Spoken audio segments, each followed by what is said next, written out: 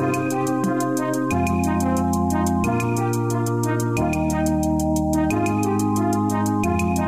David Pakman Show at davidpakman.com.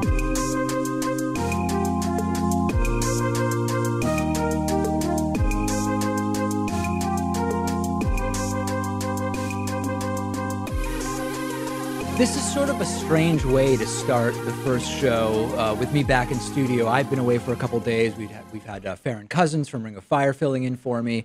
Weird topic, weird way to start, but we really do need to talk about whether you, and I'm talking to you in the audience, whether you want me to address something vile and something that is really quite depraved, and that is the so-called crisis actor false flag conspiracy theories. And if you don't even know what that is, good. I wish I were in your shoes. I wish I didn't know what it was either.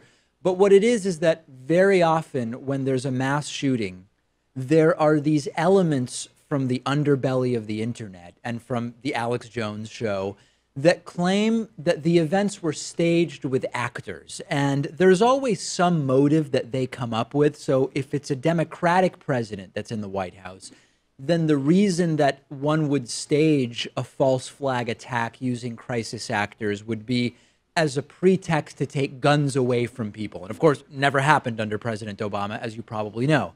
If it's a Republican president in the Oval Office, then the reason is to make the president look bad. You're staging one of these incidents to make the president look bad, maybe also to justify taking guns away. And they'll attempt to prove this by pointing out that it's all the same so-called actors that appear as victims in the shootings. You see them on TV, you see them being interviewed, even in different parts of the country. It'll be the exact same people that are the victims in a California shooting, and then the same kid shows up as a victim in the Florida shooting, for example. And then the other angle is there was a military or terrorism drill scheduled to take place on the same day. And that's part of the conspiracy. It's stuff like that, right? Now, in the past, I've sometimes done these 20-minute videos going piece by piece through the conspiracy theory and debunking each element of it. And some people appreciate it, but then others would just watch it and come up with new claims about how, well, I ignored this detail or that detail is actually part of the conspiracy. There was really no changing of minds, right? People who agreed with me that there was no such conspiracy already didn't believe it, so the video didn't make a difference, and then the people who believed in the conspiracy theory weren't going to have their minds changed by me doing a video. So at a core level, first of all, think about how absurd the idea is, right? Whatever entity pulled off the successful orchestration of mass murder, as well as presumably the brainwashing of a shooter to get them to do it, wasn't able to hire a company that had more than the same few dozen actors to play the victims, right? I mean, it's absurd at its face. How incompetent are the same people that can pull off the incredible conspiracy of actually getting the shooting to happen? So my instinct, Pat, is maybe just ignore this stuff because there's just such cognitive dissonance among the believers that I don't know that the debunking is really going to do anything. It's very hard to go up against, and it often doesn't bear any fruit because any evidence that you present that is supposed to debunk the conspiracy theory is interpreted as evidence that supports the conspiracy theory. That's exactly right. So if you take these Parkland school victims, maybe people will say that, oh, you have the yearbooks, they're academic records. Well, that just goes to show that they were planning this for a long time. That's exactly right. And that they were willing to Photoshop and do whatever they could. Exactly. And you will only get a stronger belief in the conspiracy. And so you might, I mean, everything Pat and I have said so far would suggest don't even talk about it. Don't debunk it. Don't try to do anything.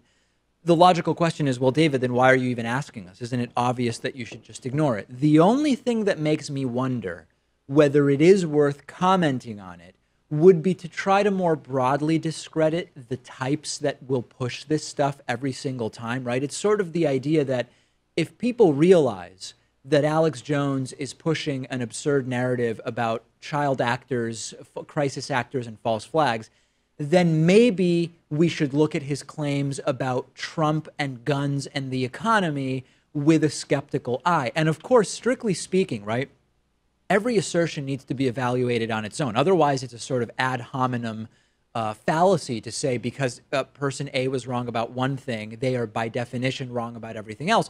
But no matter whether or not they're right on some issues, I wouldn't want to be getting my news from someone who thinks the shooting in Florida last week was anything other than a tragedy connected to gun culture, firearms availability, and mental health, not a staged operation akin to a Hollywood movie. That's the one thing that makes me think maybe there is some value in exposing this stuff. I don't know the answer. I think the other factor there is how many people believe the conspiracy theory. Yeah. Like if it's something that's very fringe and just a few folks are buying into it, maybe that's not worth it for us. But something like 9/11 being a hoax, a significant chunk of Americans at one point believed in that stuff. Yes, although the counter to that would be when it's the ones that more people believe, the impact of one debunking may not really make that big of a dent in the number of believers. Sure, I guess doing a part, I guess. Yeah, there's an argument to be made either way. So listen, send me your thoughts. Let me know what you think we should be doing about this type of thing. Ignore it altogether. Mention it exists, but don't get into the details because getting into the details won't really convince anyone. Or really dig into it the way we've done with some of these in the past, like the Sandy Hook shootings. I don't know the answer. I'm waiting to hear from you, and I guess we'll develop some kind of policy, and maybe the policy would be decide on a case-by-case basis. I don't know. I saw an interesting post on our subreddit at davidpakman.com/Reddit titled, "Is Hillary Clinton president?" And I thought it was an interesting post because at this point, the obsession from the right with Hillary Clinton is almost as if she were president of the United States and not Donald Trump. And I know that she did get millions more votes than Donald Trump in the 2016 election, but the president is Donald Trump. And even the president himself continues to be obsessed with Hillary Clinton, tweeting about her endlessly. Fox News keeps talking about Hillary's Uranium One scandal, a Hillary investigation. When will we finally know the truth about Hillary this or Hillary that? And there are even a number of YouTubers who I've mentioned before. Some of them are sort of making a business out of criticizing and supposedly debunking me. Some of them are also still talking about if and when or for what reason is Hillary Clinton going to be indicted. And it's happening to such a degree and so constantly that if a foreigner who wasn't following American politics came to the United States, they check into their hotel, they walk through their hotel lobby, and lo and behold, it happens to be Fox News that's on in the hotel lobby. They might actually think that Hillary Clinton is president of the United States because of the constant focus on her by right-wing media rather than what is actually being done by this administration. And there's a couple different interpretations here. One is that the Hillary in an orange jumpsuit conspiracies, as I call them, they're just good for ratings and good for business, right? The Fox News audience eats it up. And when I say the Fox News audience, I don't literally mean just Fox News. I mean people who primarily get their news from Fox News or Alex Jones or Rush Limbaugh, whatever you want to insert there. They've been primed for years to expect Hillary Clinton to be indicted and put in prison any day now. So it could just be a matter of it's good for ratings and it does well with them. It titillates and excites them. There's another explanation for the focus on Hillary Clinton, though. It's more cynical and it relates more to the propaganda motive than the ratings motive, which is that it's a desperate attempt not to cover and not to inform Trump's base about the endless scandals and possible crimes of the Trump administration. And it's all funny and silly, make fun of the stupid right-wing media and its followers, but it has a real impact because when the focus is on Hillary Clinton on so much of right-wing media, it reduces the appetite for holding Trump to account, right? If people don't know what's going on with the actual president, the real administration, and instead they're focused on Uranium One, Benghazi, who knows what, her emails, there's going to be no impetus for actually holding the people from Trump's administration accountable. So I think it's really easy for us to laugh it off, say, look at those stupid brainwashed people who think what Fox News's agenda is actually reflects what's happening in this country. But it has a real impact, and we may see it, and I would argue we're already seeing it. and that a lot of people just aren't worried about what Trump is doing because they have no clue what it is that Trump is doing. I don't think we can laugh this off. Well, I think as far as Fox News is concerned, there has to be a boogeyman, right? And for the longest time, they had the Democrats, they had Barack Obama, they had Hillary Clinton, and now Republicans are in charge of everything. Congress, the presidency, they got it all. So they have to find something. And, you know, sometimes they'll focus on the news media, but you can't really single in on any specific person. You're not going to criticize Brian Seltzer or Brooke Baldwin all over and over again. You got to go with like Hillary Clinton. Although Trump has had some success in just making the media the enemy, other than, of course, Fox News, which is doing really, really great work, according to him. There's always two layers to these disinformation and propaganda campaigns, and it's very easy for us on the left to initially react by just saying, ha ha, how stupid are they? But once we realize, right, that for every one of them who has no idea what's going on, we need to make up for that person by getting someone out to the vote in order to counter that vote. So the problem we're facing is that it is a bigger issue than just talking about the issues. It's the entire narrative that's framed by propaganda and propagandists who seek to defend Trump. And I've talked about this before. There's actually a couple slides from my classes that I've done at Boston College and some of my public speaking where I talk about degrees of informational incongruity.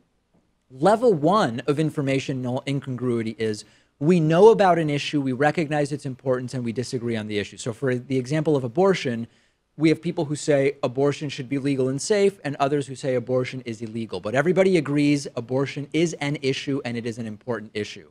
Level 2 of informational incongruity would be a debate as to the importance of an issue. So on gay marriage, as an example, you could have some who say gay marriage is an important issue, and others who say it is not. You need to agree about the importance of an issue in order to discuss your positions. And the most dangerous level of informational incongruity is what I call level 3. And that is where people are unaware of something as an issue altogether. Climate change? I haven't heard about that. Russian collusion with Trump? Not something I'm aware of because I'm watching Fox News and they're talking about Hillary and Uranium One. We are seeing level 3 of informational incongruity on many issues in the United States right now. And it's media like Fox News and InfoWars and many, many others that are perpetrating that are creating that degree of informational incongruity. Send me your thoughts about this really important issue. I'm on Twitter at dpacman. The show's on Twitter at David Pakman Show. Great to be back in studio, and we have many more stories to talk about today. The David Pakman Show at davidpakman.com.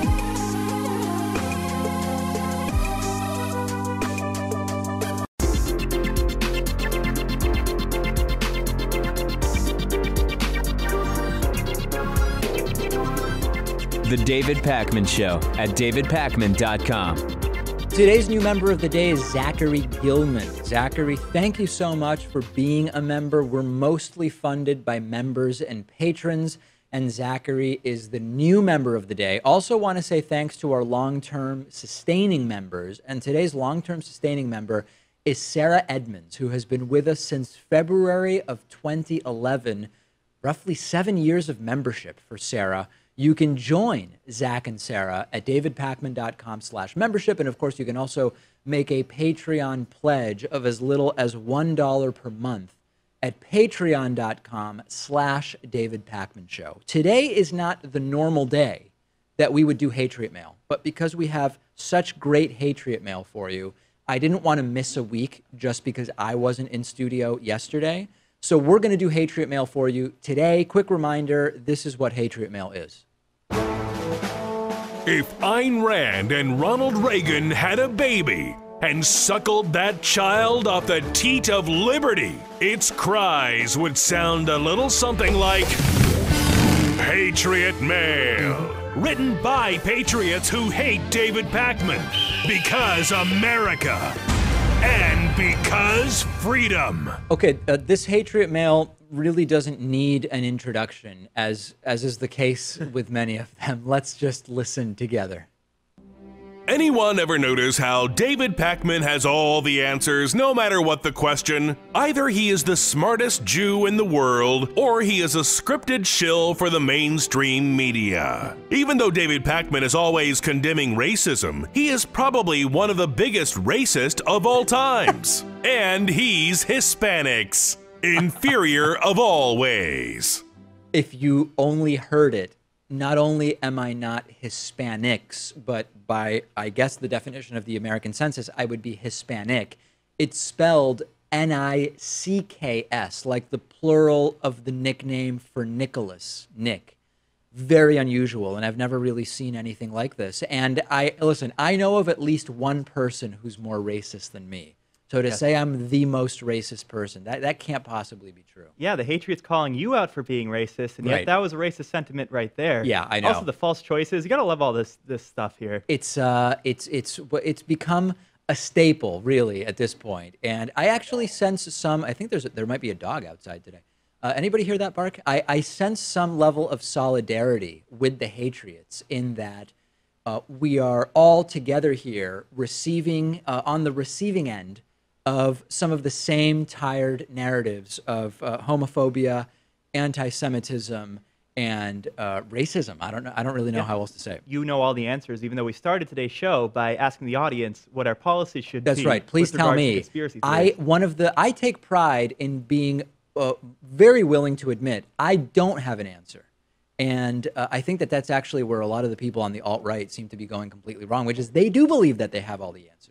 Turn Hatriot Mail into something positive by giving the Hatriots a middle finger by using coupon code Hatriot40. When you go to sign up for membership at davidpakman.com/membership, you use the coupon code Hatriot40, it'll save you 40%, which is a beautiful thing. Okay, very exciting. Some of you may have noticed that vegan producer Pat Ford is wearing I don't know if I call that orange or red. Oh, it's red. It's red. Yeah. David Pakman Show hoodie sweatshirt. We have new gear. All new gear is now available. We've previously had a number of different problems with David Pakman Show apparel and stuff. We had sort of wacky international shipping prices that were all over the map.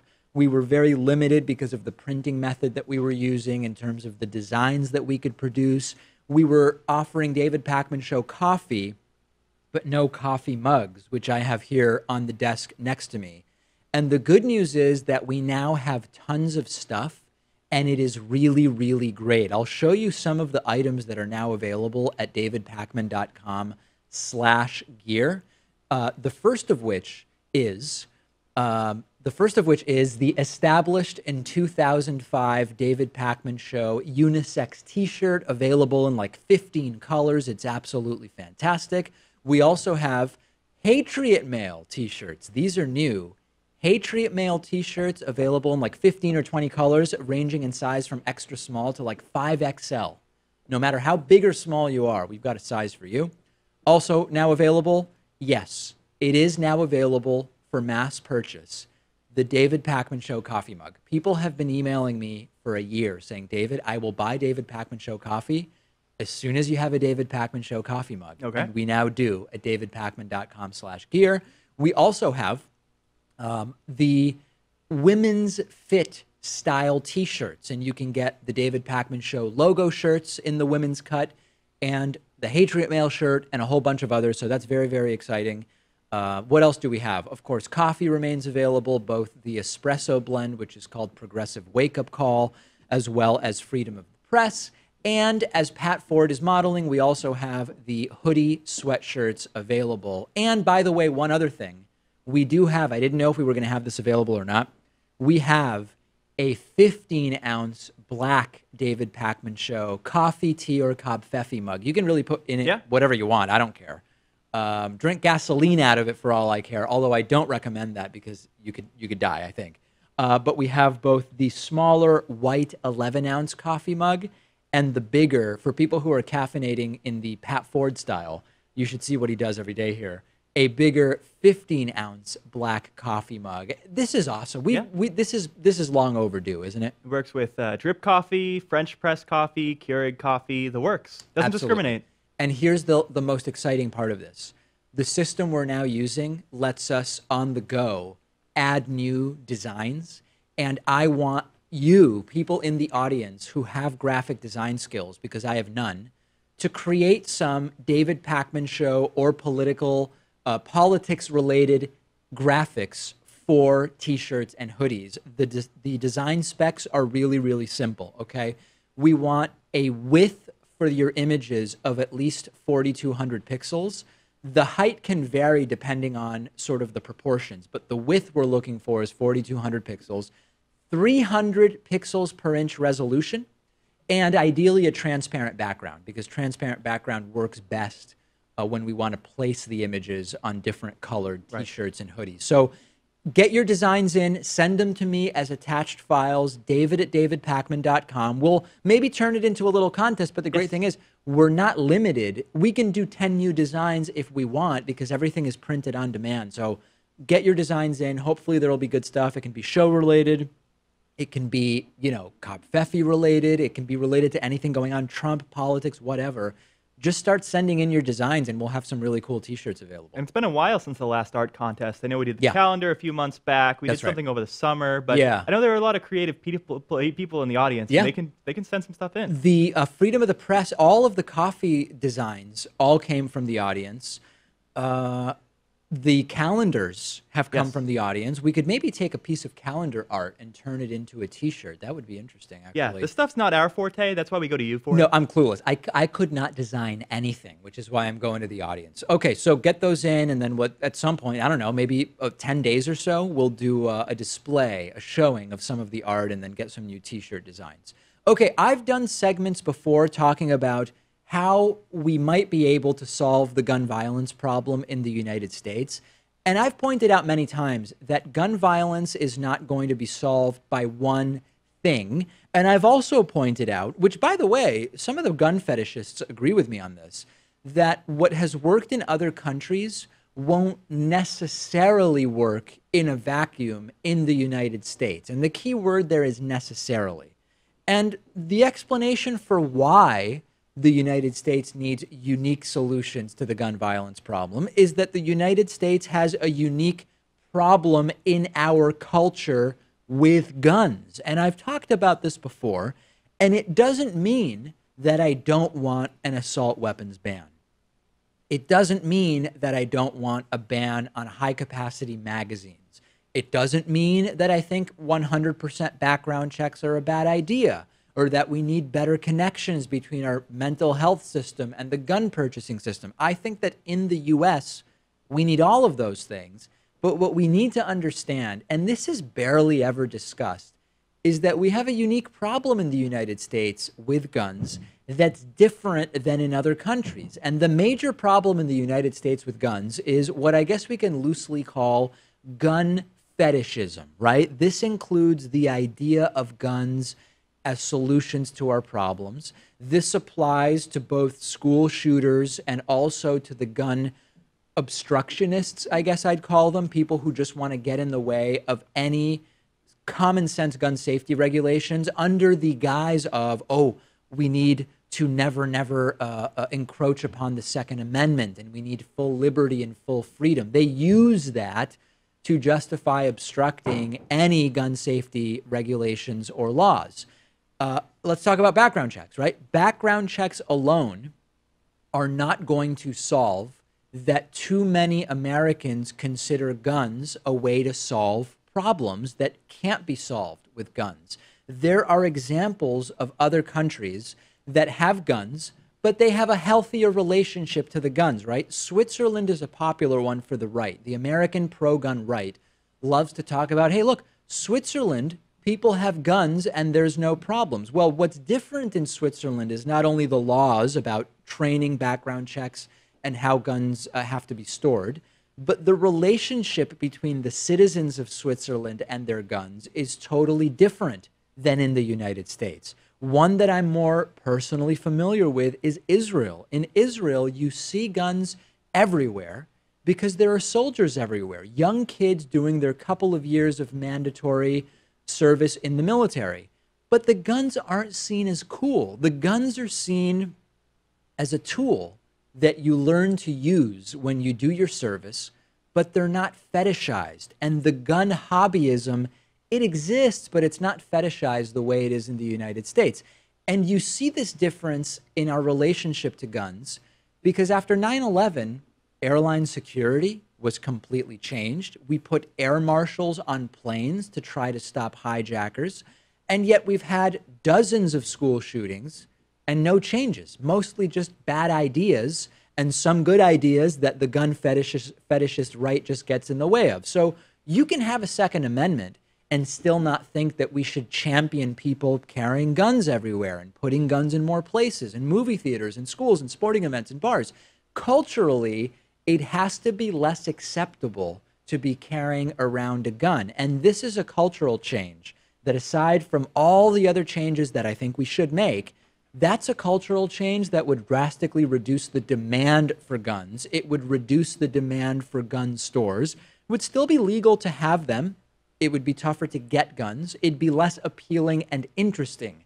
Guns should be scarce and expensive. And honestly, it's kind of late to really make this change in our culture easily, because we have this sort of trigger-happy gun culture in the US that in a lot of the world, Pat, when people hear about how some Americans fetishize guns, it's alarming. They see this and they say, what is wrong with these Americans that they're obsessed with their guns? So I think that, yes, the law can influence the culture to some degree, but the culture is a unique problem that we have here in the United States. And it's because America has always had a gun culture, whether it be having the right to bear arms or exploring the new frontier or having all this land in the middle of the country. Sure. A lot of shooting and hunting goes on, and it will always go on, in part because we do have a constitutional right to bear arms. Doesn't mean you can't have restrictions on those, though. And we're going to talk about that later, because that's a key point. But yes, this is not saying let's get rid of the Second Amendment. It's saying we need to drastically change our relationship to guns. And think about seatbelts, right?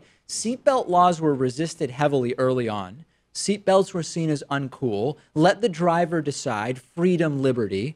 But then it became a ticketable offense not to wear a seatbelt. And then car manufacturers added annoying dings when you don't wear your seatbelt.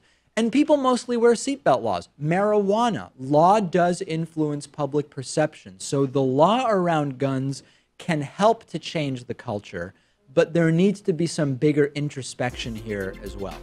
Discuss this with us on our subreddit. Where am I wrong? Tell me where I'm wrong about this and the culture in the US around guns. DavidPakman.com/Reddit. The David Pakman Show at davidpakman.com.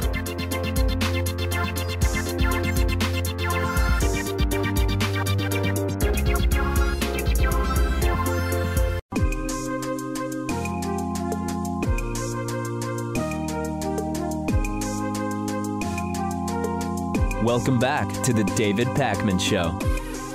It's great to welcome to the program today Dr. Michael Ryan, who's a professor in the Integrative Biology Department at the University of Texas, also a senior research associate at the Smithsonian Tropical Research Center in Panama, and he's also the author of A Taste for the Beautiful, The Evolution of Attraction, which is a super interesting issue.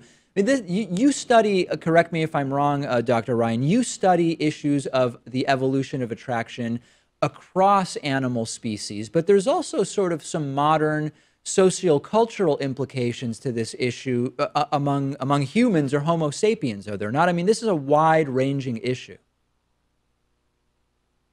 Yeah, my research is mostly about animals, and this book is mostly about animals, but there's a lot of research on sexual attraction in humans, and I weave that research into the narrative of the book.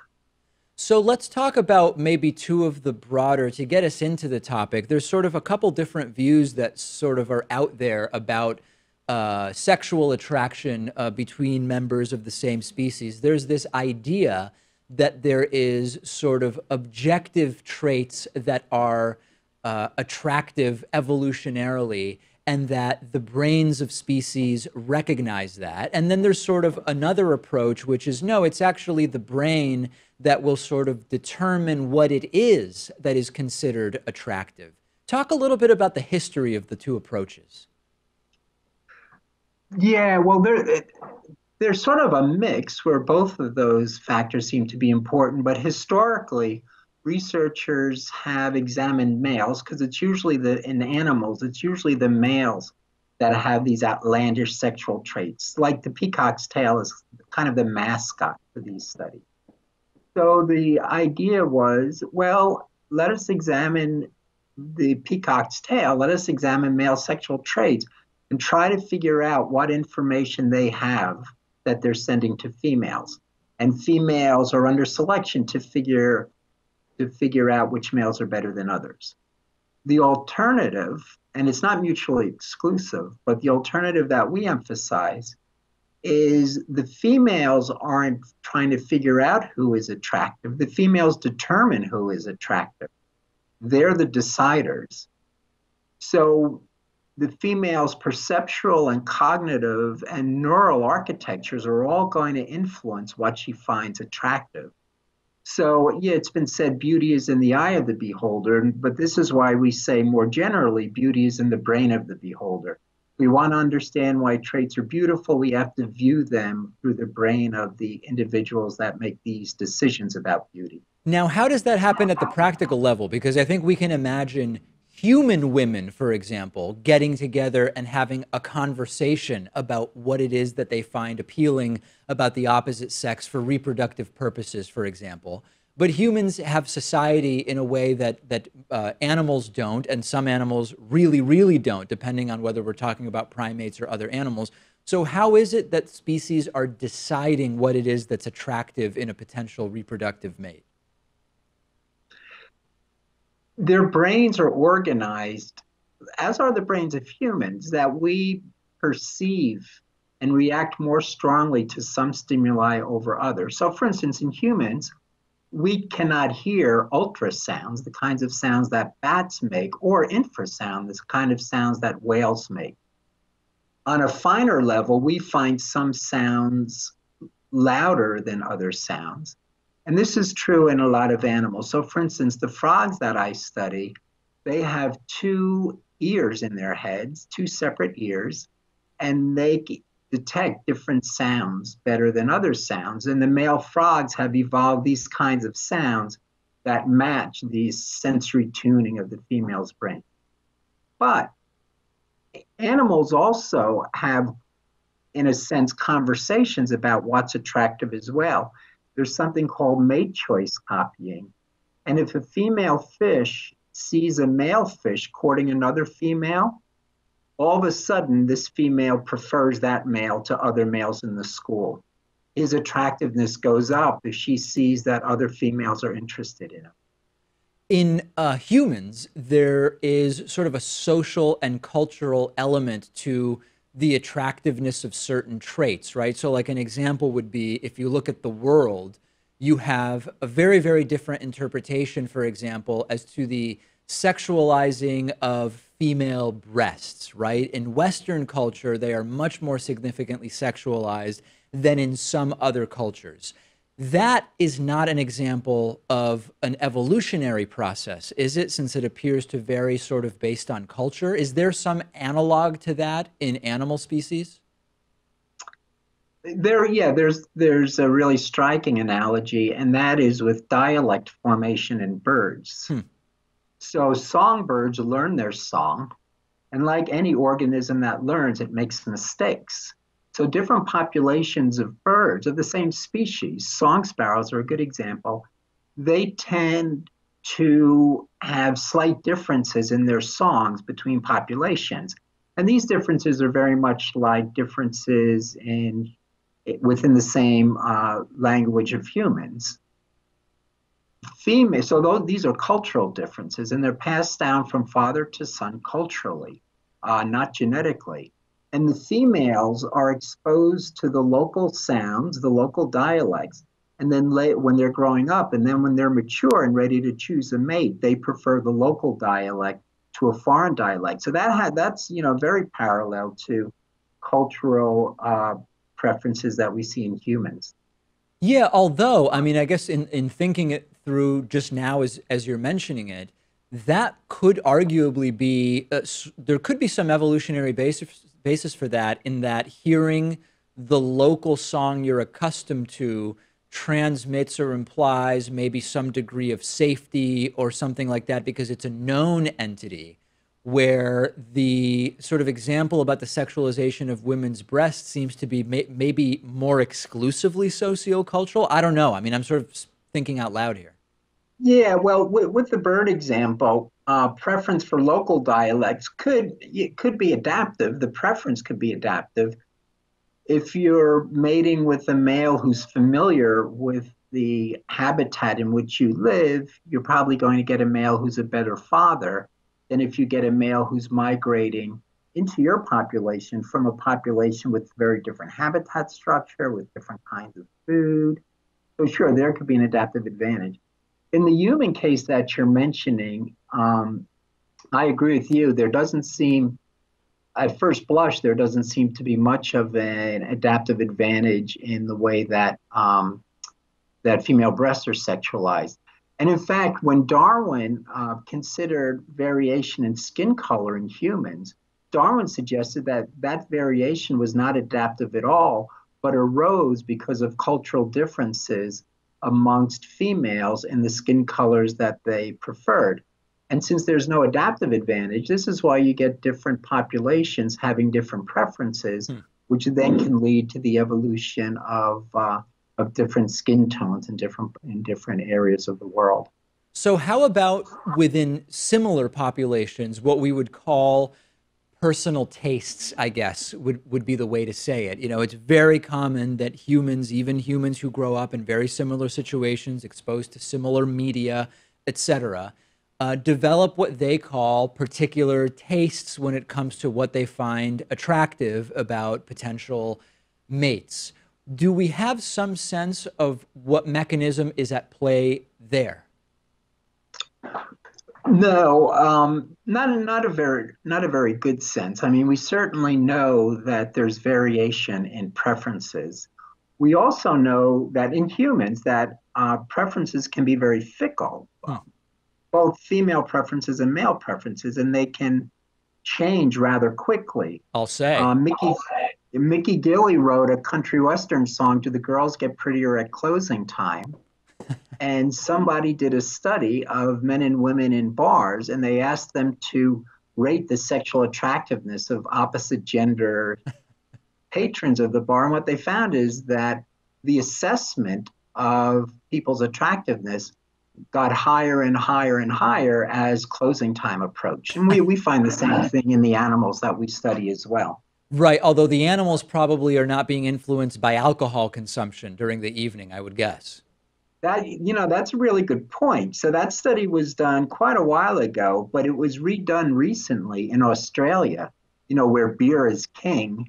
And they did the same study, but they measured blood alcohol levels. And not surprisingly, blood alcohol levels increased during the night. But statistically, if you remove the effect of blood alcohol levels, so in a sense, you remove the effect of what we call beer goggles. Right. The phenomenon was still there. They still found that members of the opposite gender were, quote unquote, getting more attractive as the bar was about to close. Is the term beer goggles a common one in the world of integrative biology? Like, because some people might be shocked to hear that that's a term that would come up in your department. No, it's not a term that you would hear in biology, but it's a term that I came across when I was in a bar in Australia. So it's a very common term in Australia, at least. The book is, of course, Taste for the Beautiful, The Evolution of Attraction. We've been talking about some of the subject matter from the book with its author, Dr. Michael Ryan, who is a professor in the Integrative Biology Department at the University of Texas. Very, very interesting work, and I really appreciate you sharing it with me today. Well, thank you very much for your interest. The David Pakman Show at davidpakman.com.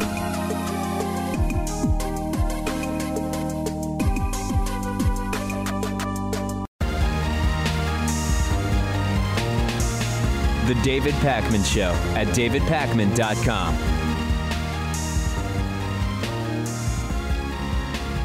Now that we're getting into tax filing season and we have the new withholding tables from the Trump Republican tax plan enacted and sort of factored in, I guess we would say, to people's paychecks, there's a couple different tax-related issues I want to talk about with you. I recently met with our accountant to finalize the David Pakman Show taxes, and he said in no uncertain terms, David, I know you're against the tax overhaul politically, but it's very good for your business because of the changes that it makes to pass through income, as well as a few other changes. And I recognize that. And we were told it's going to be good not just for businesses, but also for most people.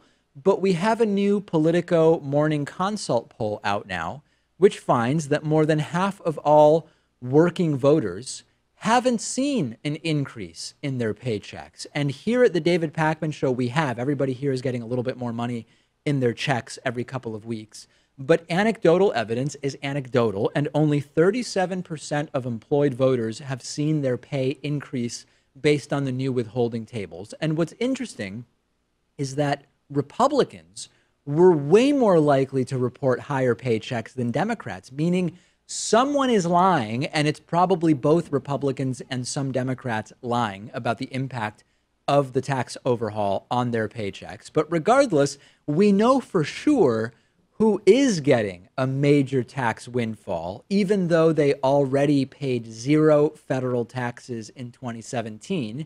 And that is a huge corporation called Amazon.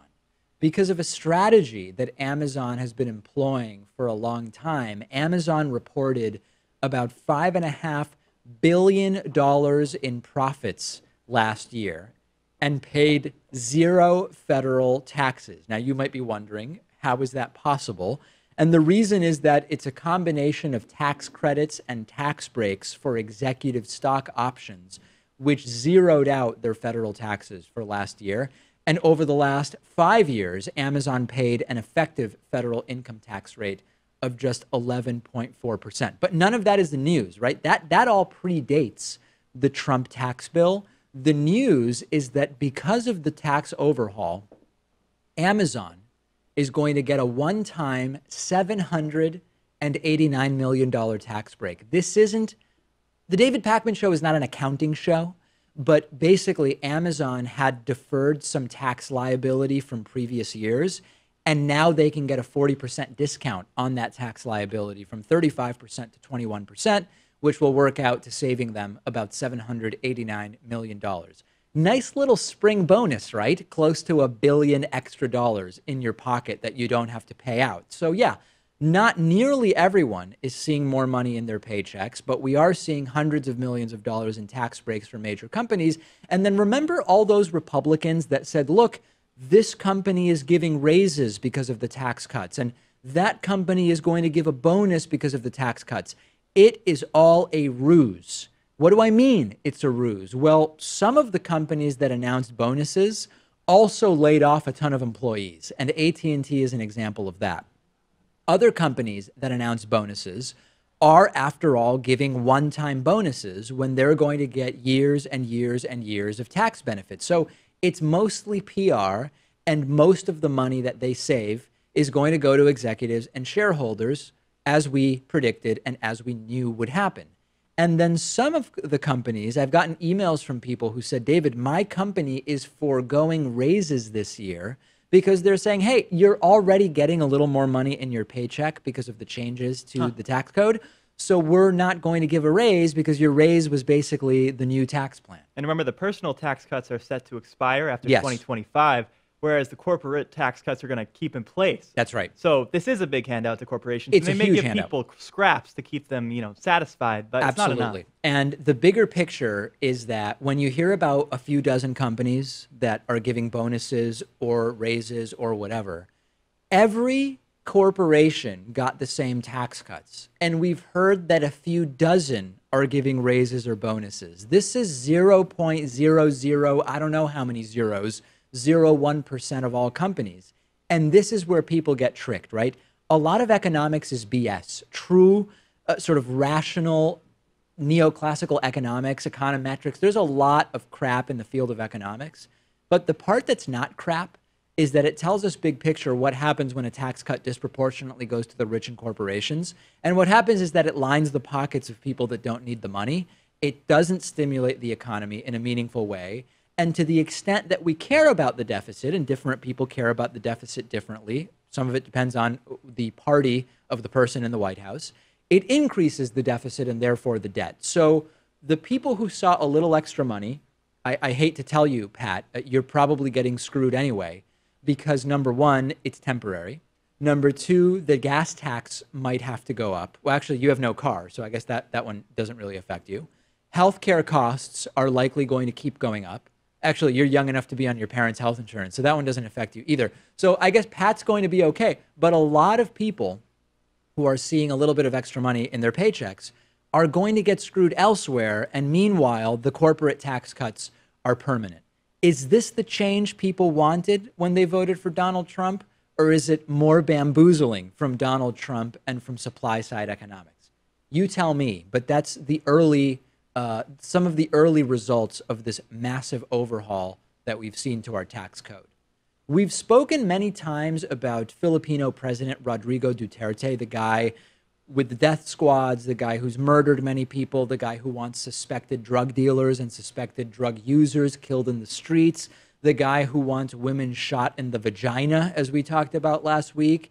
I've also told you that Donald Trump really likes the guy. In fact, Trump's best relationships kind of seem to be with the authoritarian dictator types. We know that Trump has no real political philosophy, but to the extent that he has a personal philosophy that translates to politics, it's the sort of autocratic authoritarians, I don't know what other word to use, that he matches up with, right? The likes of Vladimir Putin, Turkey's Erdogan, North Korea's Kim Jong-un, and yes, Rodrigo Duterte as well.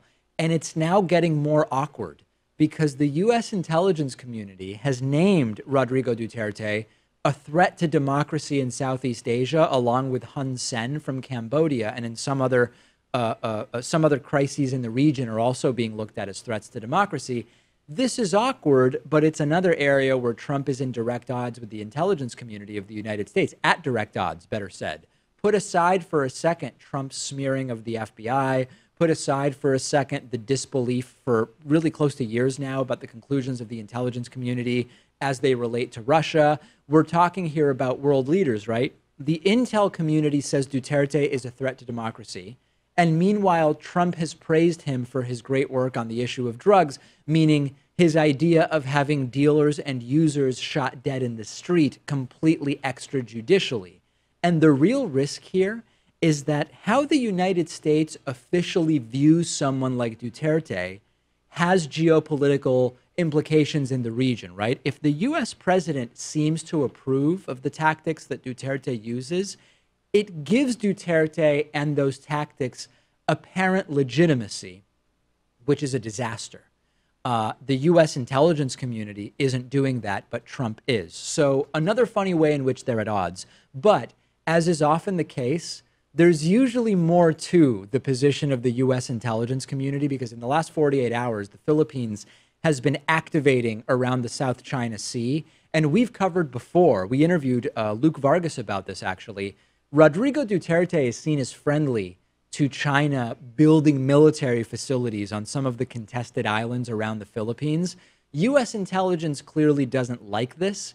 It's not an unfair criticism, but we always have to consider that there's always more than just, do I agree or disagree with Duterte being a threat in the region, a threat to democracy?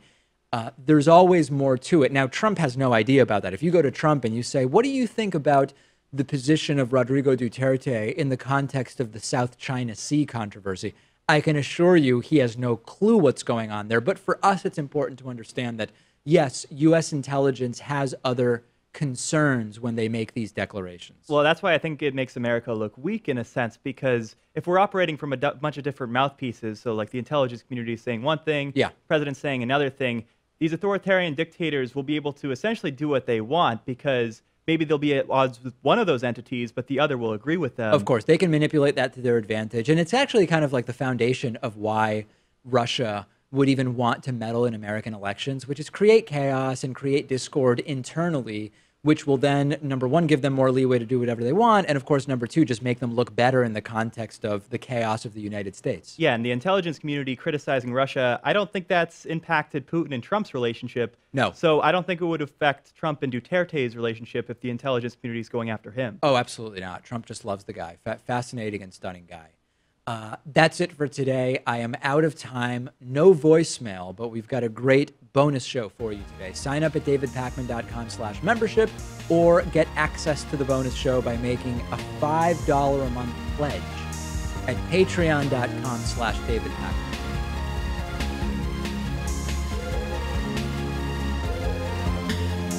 The David Pakman Show at davidpakman.com.